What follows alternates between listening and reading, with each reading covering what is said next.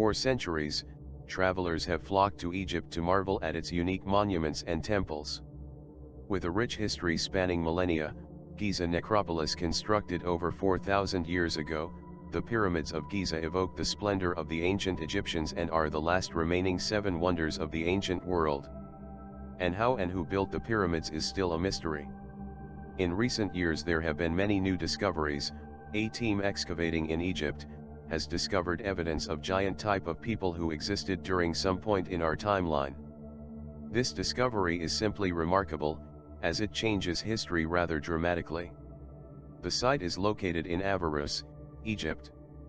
It is here, where a large number of hands were unearthed.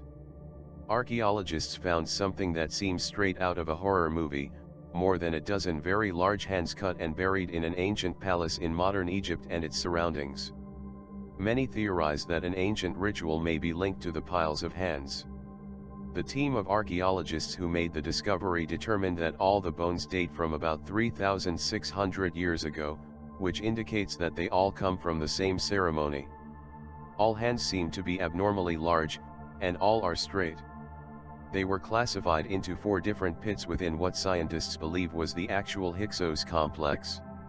Manfred Bietak, the Austrian archaeologist in charge of the excavation of the ancient city of Avarus, explained to the Egyptian Archaeology magazine that the hands seem to support the stories found in ancient Egyptian writings and art. Although this would be the first physical evidence that this is true, the oldest sources seem to indicate that the soldiers cut off their right hands, and in return, they would claim a golden reward. Now the only question is, why would they do that? Of course, cutting the hand was a symbolic means of removing the strength of the enemy, but the meaning is probably also supernatural, since this was done in a sacred place and a temple as part of a ritual. Strangely, the hands were not evenly distributed among the holes. Almost all of them were in 2 of the pits, while the other 2 had only 1 hand each. So far there is no evidence to show what kind of people these hands belong to. When asked to explain why he thought this ritual could have been carried out, Bietak said, "You deprive him of his power eternally. Our evidence is the first and only physical evidence. Each hole represents a ceremony." The 2 holes each containing a hand were placed directly in front of a throne room. This section of Egypt was once controlled by an occupying force that most historians believe were originally Canaanite, so there may be a connection to the invasion.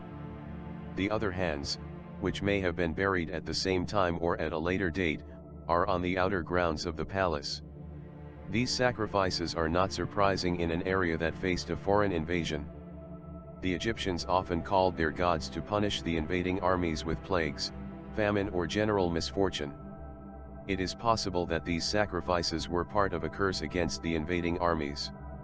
Often Egyptian drawings and art depicts large-sized humans living in the lands of Egypt.